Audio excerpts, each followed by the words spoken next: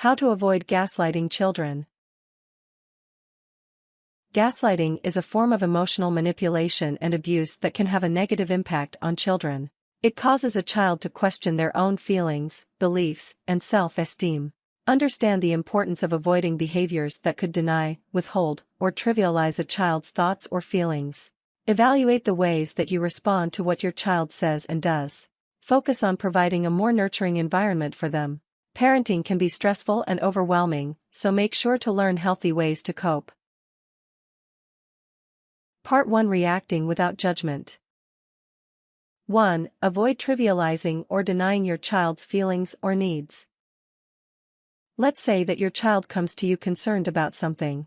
Think about how you react. Do you ignore, deny, or trivialize what they say as incorrect or unimportant? For example, let's say that your child asks about some supplies needed for school, and that they talked with you about it yesterday. They say that you were going to get them today. You react by saying, "I don't know what you're talking about." This will make your child question what happened in the conversation before, and make them feel confused. Another example might be if your child feels scared about something, maybe it seems irrational to you, and you say, "You're going to get scared over a little thing like that?" This may make your child feel more anxious and uneasy, rather than comforted. Understand that what you say, and how you react, will have great impact on a child's self-esteem and behavior. 2. Steer clear of viewing your child as overly sensitive or weak. Maybe you think it's important that your child learn to be tough rather than sensitive.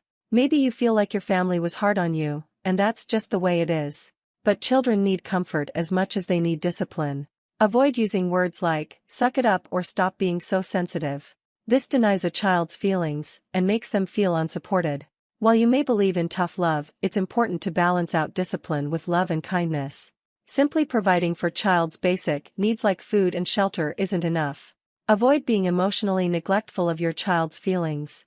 By providing emotional support and stability in your child's life, they are more likely to trust you and others. They are more likely to act with kindness and respect for others.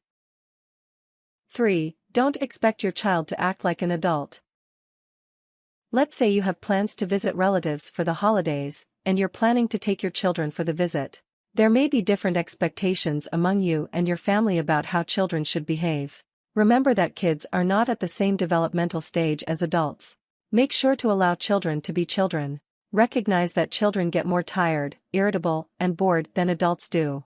They may be less apt to sit quietly or handle long stretches of time in a car. When they are upset, focus on addressing their most common concerns: feeling hungry, being angry, feeling lonely, or being tired. Avoid just saying, "Calm down and stop acting this way." Pay attention to the possible reasons behind their behavior. 4. Respond with understanding rather than anger. Be patient with your child as much as possible. While you may get upset from time to time with your child, be self-aware of how often this happens and understand under what circumstances. When you're upset and unable to control your anger, consider stepping away for a minute and breathing deeply. This can help to calm down your mind before you react. Be willing to say sorry. Children aren't perfect, and neither are parents. And that's okay. If you responded in an angry way, apologize and make sure your child understands that anger is not a solution to a problem. 5. Label and honor their feelings, even if you don't do what they want. It helps to acknowledge, label, and talk about what your child is experiencing. You can validate their feelings even while you set the rules. For example, "I know you're upset about leaving the park. It's no fun to go when you want to stay and play. Because it's getting late, we need to go home so we have time to eat supper. Do you want sweet potato fries or corn with our chicken?" Or, "I know you want to keep playing video games. It's fun to play games. Too much screen time is bad for you, and you hit your 2-hour limit, so it's time to be done. If you don't know what to do, I can give you a few ideas, or you could fold laundry with me." 6. Be empathetic if you don't understand. Sometimes, your child may be upset and you have no idea why. Instead of labeling your child as difficult or fussy, do your best to understand why they are so upset in the first place. Offer compassion and reassurance, even if you have no idea what the problem is. Ask questions. "You're frowning and kicking the dirt. Is something wrong? I see you pouting back there. How come?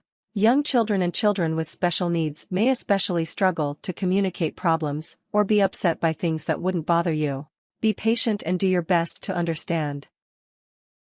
Part 2. Providing a nurturing environment. 1. Avoid giving off emotional mixed messages. Children need consistency and stability. Avoid making them feel smothered with love one minute and then the worst children in the world the next. It can make a child question who they are and start to believe that there is something fundamentally wrong with them. Take note of your emotions. Do you feel out of control with your emotions sometimes? Make sure to get help for yourself if it seems like your most common responses are filled with negativity or anger. Children won't likely understand what's wrong or bothering you, particularly if they are under 12 years old. They are not yet equipped emotionally to handle emotional mixed messages. 2. Help to boost your child's self-esteem. If you're feeling low or down on yourself, it can be hard to help encourage others and boost their confidence. But for a child, they rely on parental guidance to feel more confident in who they are. Find time each day to make your child feel special. Focus on saying one good and positive thing to your child each day that helps to boost their self-esteem. Give a warm hug to your child. Make them feel protected. A child is more likely to feel confident if they feel secure and protected by you. 3. Be a role model for your child. Your child looks up to you and is likely to learn their behaviors through you and other adults in their lives. Teach them how to respect others by being a role model yourself. Think about how you wished you were treated. Demonstrate in your actions as often as you can. If your child is present, be particularly aware that they may be watching your actions. For example, smile and say hello to people you encounter at the store or in public. Show your positive and kind self. Teach them it's okay to be wrong. Children have less maturity and understanding, and may take things literally. Avoid saying things like, "I can't believe you spilled your cup again. It's like you never learn anything." This may instill in the child a belief that they genuinely have an inability to learn. Make them feel like they can trust you with their concerns. A role model makes a child feel welcome rather than anxious. For example, be engaged in conversation with them when they're talking. Show that you're interested and actively listening. By avoiding distractions and maintaining focus, you can build their trust. 4. Take time to listen closely to them. Show interest in what your child likes, and pay close attention to what they have to say, even if they're saying something you don't like. This shows the child that you take their voice and opinions seriously, even when you disagree with them. 5. Avoid feeling resentment or frustration with your child's behavior. While this may be tough, it's important to be patient as much as you can. Children look to you for comfort, and may feel disillusioned if you react with resentment or anger. A parent-child relationship is uneven rather than equal. A child depends on you to survive, to feel safe, and to feel loved. If you say or do things to manipulate the relationship in your favor, a child is very vulnerable to this form of control. For example, let's say that your child has anxiety about going to an event with you. You feel like you'll be late because of your child's heightened anxiety. Avoid saying things like, "I don't know why you're so anxious. I would be happy to go. You're going to make us late, so please hurry up." Instead, label and address their feelings. For example, "Why is this upsetting to you?" Or, "I know you're anxious about this.